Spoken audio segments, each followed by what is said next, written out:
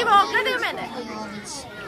Ko mi to dira svetinje, ko to po precima rove, kuli poletinje, vode i kida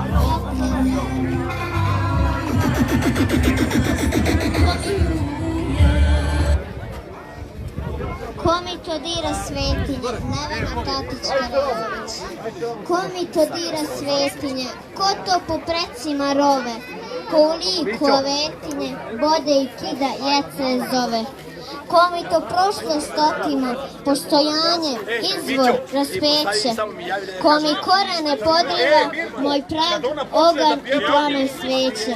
Koji se silnik drzno opleto, da moje krstove uzima gazi, da krade i lomi sve moje sveto, da čizmom hodi po blagoj stazi. I ko to hoće da otima, sve što je srpski narod stvarao, sve što je branio životima i uvek skupo plaćao glavom. Nek zna, vide ga svi sveci, zvone sva uzvisla zvona, čuju ga i deca i svi preci i Gospod sam sa svetog trona.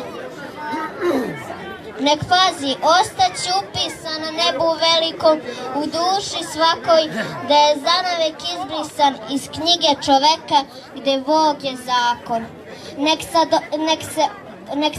se od sad doveka plaši, moštiju i odora sveti, u svakom hramu su otisci naši i ko ih briše danimo kleti.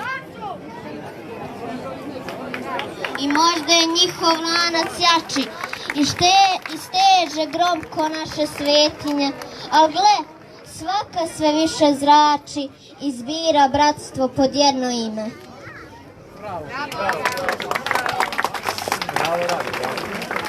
Svako sova